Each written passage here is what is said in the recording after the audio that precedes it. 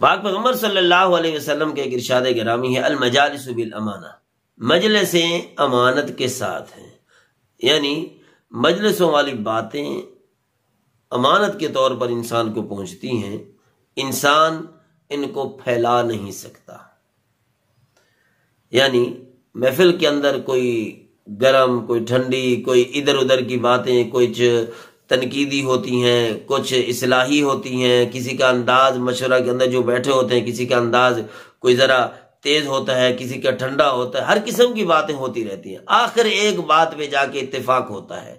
ہر آدمی کی بعض دفعہ ایسی بھی ہوتی ہے، ایک ایک دو دو باتیں ہوتی ہیں، دو دو تین تین مشورے بھی آ جاتے ہیں، لیکن جو مجلس کا امیر ہوتا ہے وہ ایک بات پہ فیصلہ کرتا ہے، باقی باتیں کہاں گئیں؟ میری بات نہیں مانی، میری بات نہیں، یہ تو آوازیں بعض دفعہ شروع بھی ہو جاتی ہیں، لیکن پہلے تو یہ مزاج بنانا چاہیے کہ بات میری مشورے کی ہے، حتمی نہیں ہے، مرضی آپ کی ہے، جو کچھ آپ کریں میں اس پہ راضی ہو جاؤں گا۔ ایک بات تو یہ۔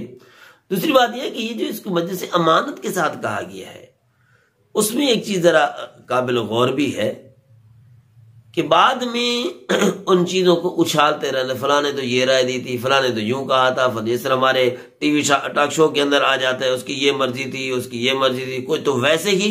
ایک ہانکتے رہتے کہ یوں ہوا ہوگا، یوں ہوا ہوگا، ایک یہ تو اندازے لگانا ہی غلط ہے۔ اگر اوریجنل میں ہی کوئی باتیں ہوئی بھی ہوں، مشورے کے اندر کسی نے کوئی رائے دی بھی ہو، تو اس چیز کو باہر آ کے اچھالنا جس کا کوئی فائدہ بھی نہیں ہے، کیونکہ بات ہونی تھی وہ ہو گئی، باہر آ کے اچھالنے کا کوئی خاص فائدہ نہیں ہے، تو پھر آپ کیوں کر رہے ہیں؟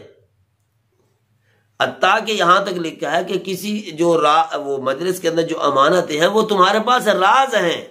اس طرح راز کو نکالنا ٹھیک نہیں ہوتا، چاہے کل کو تمہاری آپس میں کلیش ہو جائے، آپس میں تمہاری دشمنیاں ہو جائے، تو پھر اس راز کو نہیں نکال سکتے۔ اس طرح ایک بزرگ نے اپنی کتاب کے اندر یوں لکھا، یہ بات بھی ذرا توجہ سے سننے کے قابل ہے،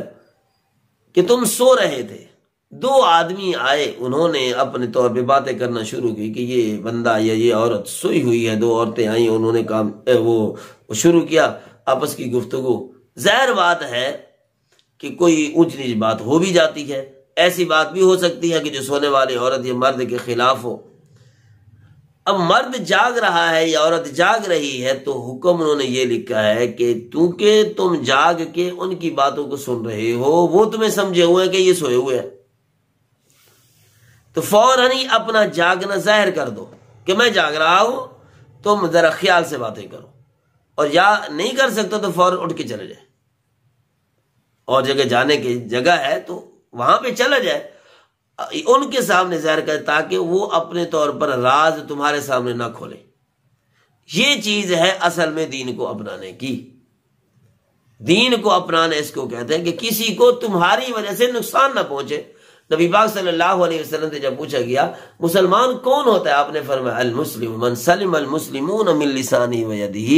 جس کے کردار سے کسی کو تکلیف نہ ہو، وہ کردار زبان کا ہو، وہ اعضاء کا ہو، وہ جسم کا ہو، وہ ہاتھ کا ہو، وہ پاؤں کا ہو، وہ تمہاری سوچ کا ہو، کسی بھی انداز سے تمہاری سوچ، تم سے کوئی دوسرا آدمی وہ کہ تنگ نہ ہو، وہ یوں نہ کہے اللہ کرے جلدی مرے جان چھوٹے، کوئی اس کو سلام کرنے کے لیے تمہیں سلام کرنے کے لیے تیار نہ ہو، کوئی تمہاری دل سے عزت کرنے کے لیے تیار نہ ہو، ایسے ہی محفل نہیں ہونی چاہیے۔ ایسا انداز انسان کا خاص طور پر مسلمان کے جینے کا یہ انداز نہیں ہے۔ اپنے محفلوں کو پاکیزہ بنائے، اپنے انداز کو پاکیزہ بنائے، اپنی زبان کو صاف ستھرا بنائے کہ تمہاری وجہ سے کوئی آدمی پریشان تو نہیں ہے۔ ایسا تو نہیں ہے کہ وہ رات کو ہائے ہائے اللہ کے ہاں اپنی وہ آہوزاری کر کے سوتا ہے کہ اللہ کرے اللہ جلدی کر، یہ میں اس سے بڑا تنگ ہوں، تو کوئی فیصلہ فرما، یہ اس نے تو ہمارے گھر کو اجیرن کیا ہوا ہے، اس نے تو ہمیں تنگ کر کے ناک میں دم کر کے رکھا ہوا ہے۔ تو ان ساری چیزوں سے پرہیز بھی کرنا چاہیے، اللہ کی پناہ بھی مانگنی چاہیے کہ ہمیں ایسے بد اخلاقی نہ دے کہ جس کی وجہ سے لوگ ہم سے تنگ ہوں۔ اللہ پاک سب کو اچھے اخلاق دے، اچھا کردار عطا فرمائے۔